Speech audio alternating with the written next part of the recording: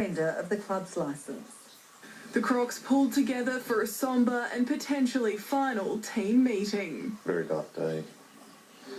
Probably, the toughest thing that I've had to deal with through probably my whole life, actually. Mitch Norton re-signed just 8 days ago. I thought it was pretty safe, signed a 3-year deal and stuff like that, but it's all up in the air now. The board hinted at trouble as crowd numbers dwindled and their venue crumbled. A $700,000 loss this season proved the final straw for Barrier Reef basketball.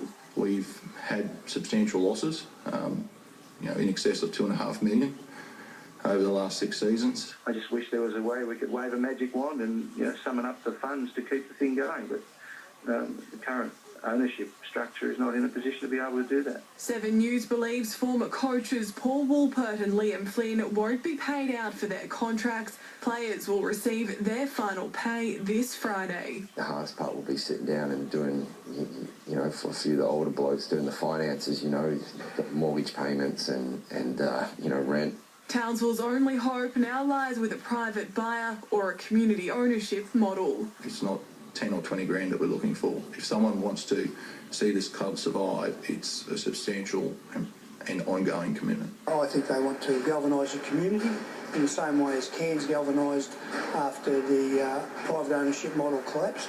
Any potential community bailout will depend on the NBL's long-term future, with many questioning whether the competition can continue with 7 teams. It depends on the state of the league in general. If the NBL's not around, then there's no point.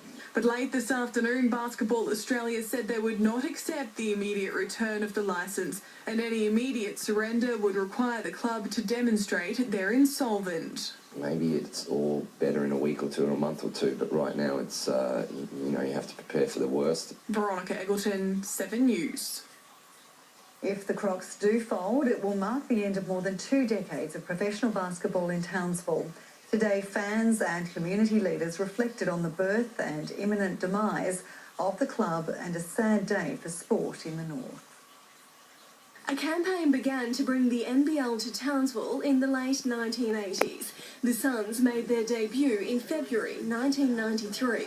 It took 5 games to record a win, but 6 seasons to make the playoffs. In 1998, the team became the Crocs. These business guys, they said, right, we're going to do it, and they did it. A decade later, Basketball Australia relaunched an Elite 8-team National League, requiring all teams to have a $1 million guarantee.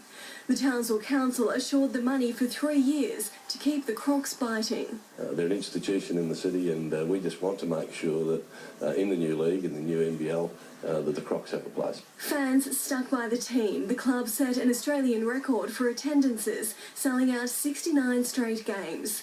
A Croc became the face of North Queensland. It was a night out, something people would meet each other, look forward to seeing each other out. Did they get our profile up? Because, right around Australia, people are seeing the Crocs playing in Townsville. Rodney Anderson has been showing up on game nights for 21 years. To have that not come around, it will be a hollow feeling. It'll be an empty time of the year.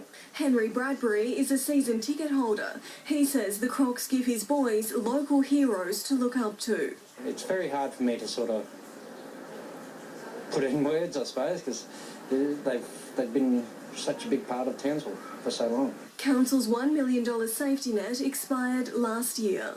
My kids, their kids, are going to grow up wanting to be a crocodile, and Would Townsville be poorer without the Crocs? Yes, it would. Amelia Brace, 7 News.